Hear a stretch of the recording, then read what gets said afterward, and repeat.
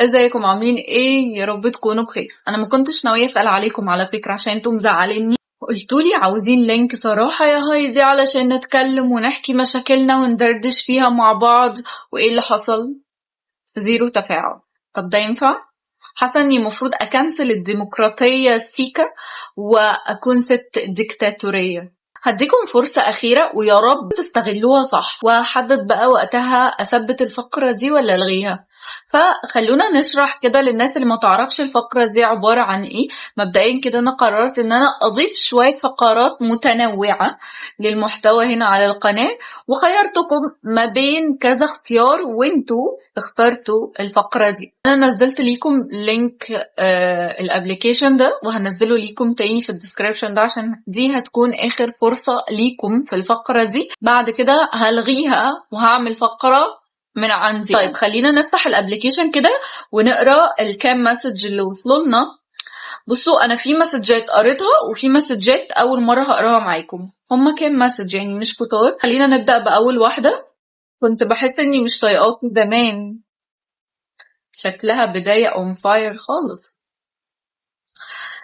كنت لسه مراهقة مش واعية لكلامك وبقول مين دي، هي تتفزلك علينا ولا ايه؟ الواضح انك شخص عارفني من زمان. ايه يا جماعة بتشوفوا اي حد بيطلع يقدم كونتنت مفيد مش مجرد اسفاف انه بيتفزلك عليكم؟ انا مش طالعة اتكلم في مواضيع ما حصلتش. كرش مثلا اني في فيديو طلعت اتكلم فيه عن كيف تعيش على المريخ، كلها مواضيع حياتية بنعيشها او اللي حوالينا عاشها يعني. فبطلع اتكلم فيها معاكم، ولو عندي وجهة نظر بقولها، لو عندي عرض للموضوع ده بعرضه. ماشي نقدر نقول ان ده فزلكة وبجيب حاجات من المريخ، حاجات مش واقعية، بس انا بتكلم في حاجات واقعية. فليه بقى بتسموا الموضوع ده فزلكة؟ والله لو عندكم وجهة نظر قولولي يعني. ولكن خلينا نكمل باقي المسج. بس الفترة دي بعد ما عملت جلو اب لحياتي بقيت احبك قوي، وانا كمان بحبك قوي. ما عنديش اي مشكلة مع المسج يعني، ما تفتكروش ان انا علقت التعليق ده اضطهادا ليها يعني، والله عادي. انا بس بتكلم على كلمة فزلكة والله، وانا مش بتكلم عن نفسي انا بس، لا انا بتكلم عموما. ليه بتشوفوا ان الناس اللي بتقدم كونتنت مفيد فزلوكين؟ ليه؟ مش بسخف من كلامها او حاجة، ولكن انا كمان بحبك وعايزاكي تدخلي بقى تقولي لي انت مين، بما انك شخص عارفني من زمان فعايزة اعرف ونتكلم. والله ما تقلقيش مش زعلانة. خلينا نشوف تاني مثلا. هاي يا دودو، عندي مقابلة تعارف بعد اسبوعين، ممكن تعطيني نصايح من جميع النواحي وازاي افهمه والبس ايه وازاي اظهر باجمل صورة فيا وهكذا. مبدئيا كده انتي طلبتي كذا حاجة، فخلينا نقسمهم كده علشان ايه نبقى عارفين احنا هنتكلم في ايه. اول حاجة النصيحة اللي انتي طلبتيها. مبدئيا كده نصيحتي الاولى والاخيرة في موضوع الزواج ده انك تفهمي احنا ليه بنتجوز، يعني ليه ربنا شرع امر الزواج ده اصلا. لازم تدوري وتقري وتبحثي على قد ما تقدري، والكلام ده مش للبنات اللي متقدم ليها شخص، ده في العموم. لازم يكون عندنا وعي كافي في اللي لينا واللي علينا. ما ينفعش ندخل على امر مهم زي ده واحنا مش عارفين يعني ايه زواج وليه اصلا بنتجوز. فدي نصيحتي الاولى ليكي. تاني نصيحة طبعا صلاة الاستخارة. ولو انتي كنتي من الناس مثلا اللي مش بتصليها او بتصليها مرة وخلاص وهكذا، لا انتي تقريبا بتقولي في اسبوع على ميعاد المقابلة، فانا عايزاكي كل يوم تصلي صلاة الاستخارة، وطول اليوم دعاء الاستخارة دايما على لسانك. واهم حاجة تسلمي امرك لله. اهم حاجة خلي عندك يقين كده ان ربنا مش هيقدم لك غير الخير وبس. ازاي تفهميه بقى؟ قبل ما تقابلي الشخص ده قابلي نفسك وافهميها. شوفي انت مين ومحتاجة ايه من الطرف التاني، ايه حدودك وايه عيوبك، كل حاجة. اتكلمي مع نفسك في كل حاجة لحد ما تفهميها. لما تعملي النقطة دي هتسهل معاكي كتير قوي في المقابلة. هتلاقي نفسك انت رتبتي الأسئلة والمواضيع وداخلة عارفة انت هتتكلمي في ايه وعاوزة ايه. فما تدوريش ازاي تفهميه على قد ما تدوري تفهمي نفسك الأول. لما تفهمي نفسك هتفهمي انت عايزة ايه، فبالتالي هتفهمي الشخص اللي قدامك ده ينفعك ولا لا. ثالث حاجة اتكلمي. المفروض ان هو كراجل هو اللي يبادر ويدير الحوار، فلو مرتاحة اسألي عادي ما تتكسفيش. نقطة كمان برضو، لو حسيتي انك محتاجة مقابلة تانية اطلبوا يا جماعة، الحاجات دي ما فيهاش كسوف. انا عارفة ان اول مرة طبيعي هيكون في توتر ومش عارفة تتكلمي، فاطلبوا قعدة تانية يا جماعة عادي، ما فيهاش حاجة. نقطة اللبس بقى، بصي لو عندك المقدرة انك تشتري حاجة قبل الموضوع ده انزلي واشتري، لو ما فيش يبقى ندور على اي طقم عندنا يكون حلو وبنرتاح فيه، اهم حاجة نكون بنرتاح فيه.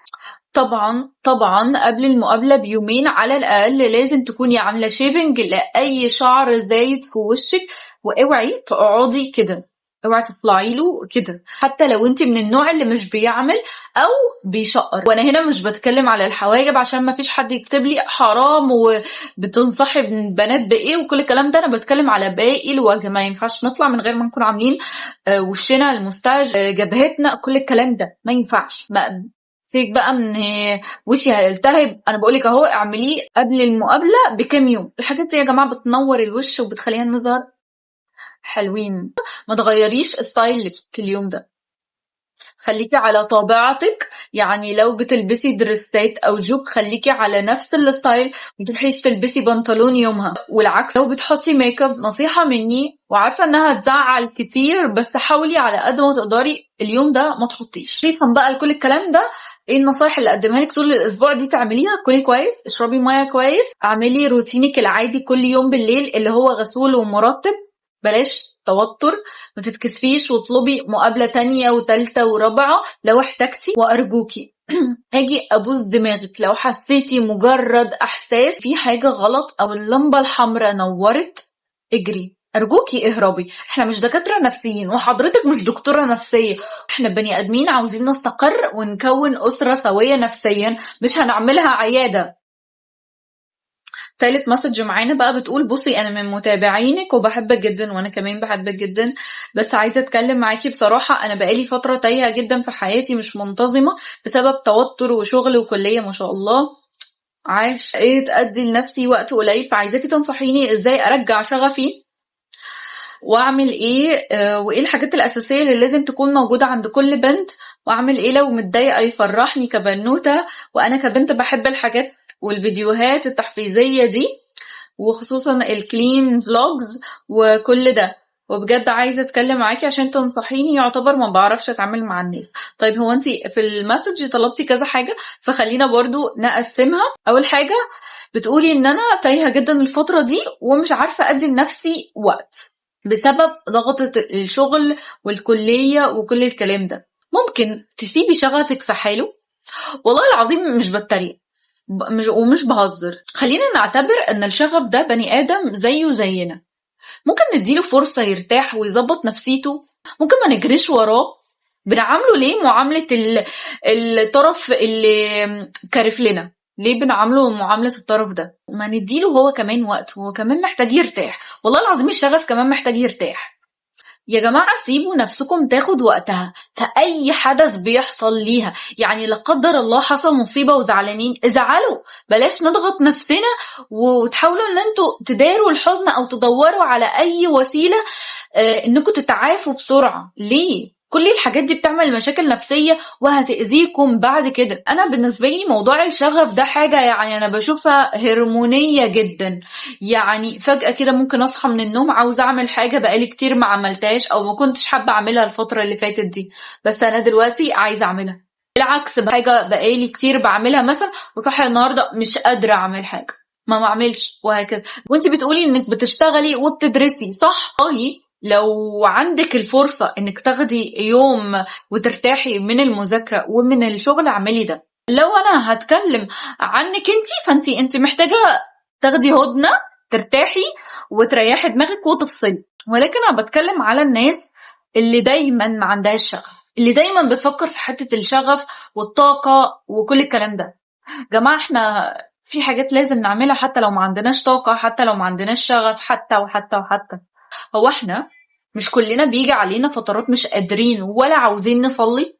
محدش يجي يقول لي ايه ده، ازاي ما بتبقيش عايزة تصلي وازاي ويكفرني بقى. بس والله العظيم كلنا مرينا اكيد بوقت زي ده، مش قادرين ومش عايزين نصلي، مش عايزين نعمل عباداتنا. هل بقى وقتها ما عندناش الشغف فهنسيب الصلاة؟ وننسى اننا عبيد هنا. حتى لو مفيش ذرة حب للعبادة اللي انت هتعملها النهاردة او مفيش ذرة شغف ليها، هتعملها غصب عنك، هتعملها. نقطة بقى التوهان وكده، لو دي فترة في حياتك فخليكي تايهة، خصوصا انك بتقولي فترة اهو، فده الطبيعي. في ناس دايما تايهة كده، عايشة اللي هو مش عارفة هي عايزة ايه ومش عارفة هي بتعمل ايه اصلا. فدول يعني ايه، موضوع تاني. ولكن انا بتكلم ان انت بتقولي دي فترة في حياتي، ودي بيجي عليا فترة تايهة مش عارفة اعمل ايه. لا، انت عارفة انت بتعملي ايه، انت بتشتغلي وبتدرسي. انت بس التوتر والضغطة هي اللي مخلياكي تايهة بس، مش اكتر. لكن انت عارفة انت بتعملي ايه. من رأيي ان انت تايهة الفترة دي بسبب الضغطة اللي عليكي.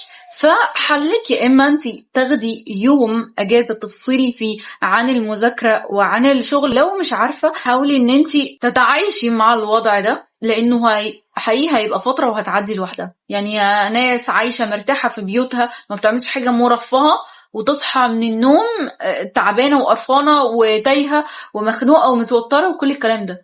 كل دي عوامل نفسية عادي. اعتبري شغفك عند البريد بجد، والله مش بهزر ومش تريقة. يعني اعتبريه في فترة الهرمونات بتاعته، وزي ما انت بتحتاجي ان حد يقدرك في الفترة دي ويهتم بيكي، حاولي ان انت تراعيه وتهتمي بيه وتديله وقته ومساحته. جزء من المسج تطلبي تعرفي ايه الحاجات الاساسية اللي لازم تكون موجودة عند كل بنوتة: معجون الاسنان وفرشة الاسنان، غسول للبشرة، قصافة اظافر ومبرد اظافر، اي اداة من ادوات الشعر اللي ترتاحي عليه، ديودرانت، بادز اي نوع برضو ترتاحي عليه.